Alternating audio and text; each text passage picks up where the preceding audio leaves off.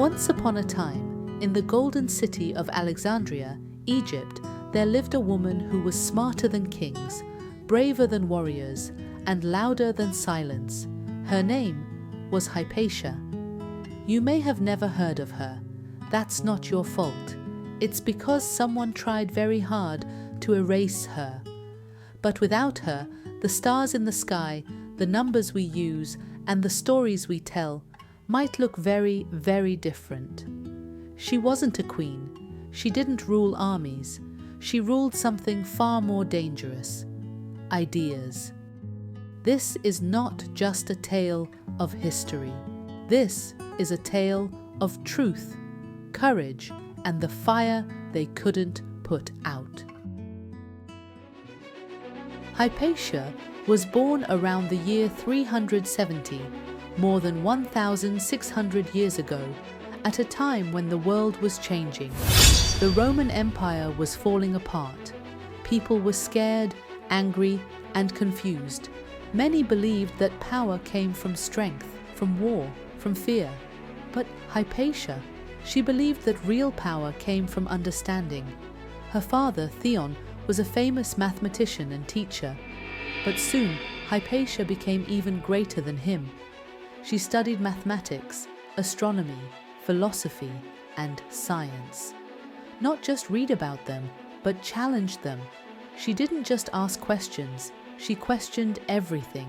She improved the ancient texts of Diophantus. She explained geometry and algebra to people who had never seen numbers that way before. She helped design and improve the astrolabe, a tool that let people read the stars and understand their place in the universe. She taught that the Earth moved, that the stars weren't just lights in the sky, they were maps waiting to be read. She wrote books. She taught complex ideas in simple ways. Even though none of her original writings survived, her students remembered what she taught. They wrote it down, passed it on. They carried her voice. Some said they came to her lectures not because they understood everything, but because listening to her made them feel closer to something true. At a time when women weren't even allowed to speak in most schools, Hypatia stood in front of crowds, men and women, and taught about the universe, the planets, and the meaning of life. She walked through the streets in a flowing white robe, her head held high. People stepped aside when they saw her, not because they feared her, but because they respected her. She wasn't just a teacher. She was a symbol of knowledge, of freedom, of what a woman could be when no one tried to stop her. But the world around Hypatia was changing fast, and not in the way that builds, in the way that breaks. Alexandria used to be the light of the ancient world, a city of scrolls, stars, and endless questions, the home of the great library. If knowledge had a capital, it was here. Christians, pagans, Jews, philosophers, scientists, they didn't always agree, but for a long time they coexisted. Ideas were tested in debate, not destroyed in anger. But power doesn't like to share. New leaders began to rise, not with scrolls, but with swords, not with logic, but with fear. And slowly, the streets that once echoed with debate started echoing with rage. Some believed only their truth was the truth, that anything different was dangerous. Neighbors turned on each other. Temples were destroyed. Books were burned. Words became weapons. And in the middle of it all stood a woman, not silent, not scared, still teaching. Hypatia didn't choose sides. She chose truth, and that made her dangerous. To her students, she was hope. To others, she was a threat. She asks too many questions. She's not married. She teaches men. She walks alone. Some whispered she was a witch. Others claimed she used black magic. But deep down, everyone knew what made her dangerous. She made people think. And when people are afraid, they don't look for truth. They look for someone to blame. And when people are afraid, they stop thinking. They start burning.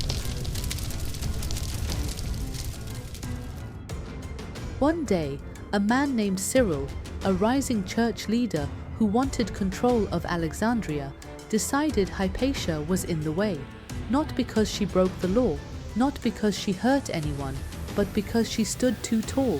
For too long, he spread lies about her, told people she cursed the city, that her science was sorcery, that she was against God. Fear spread fast, and in a world full of fire, all it takes is one spark. A mob formed. One afternoon, as Hypatia rode home in her carriage, they stopped her, dragged her into the street. They didn't just want to silence her, they wanted to erase her. They tore her books, they burned her scrolls, they beat her with roof tiles, and then they ended her life. Not in secret, not with shame, in public, in the city she had taught, in front of the library she had once filled with knowledge. And just like that, the brightest mind in the ancient world was gone. No funeral, no justice, no last words. Her school was shut down, her students scattered, her writings gone. The great library, once a monument to human curiosity, became a shadow of itself. And for centuries, Hypatia's name disappeared from the world. Her voice, her thoughts, her questions turned to ash. It almost worked. Because one student, one quiet, careful, loyal student, refused to forget. His name has been lost to time, but his act of bravery changed history. He saved a single page, a scroll, a fragment, just one piece of her words, one sentence that held her flame. He didn't fight with swords, he didn't shout, he just hid the truth and waited. He passed it on to someone he trusted, who passed it to someone else, and so it went, through centuries of silence, hand to hand, heart to heart, until one day, hundreds of years later, a woman opened that page, and for the first time in ages, Hypatia spoke again.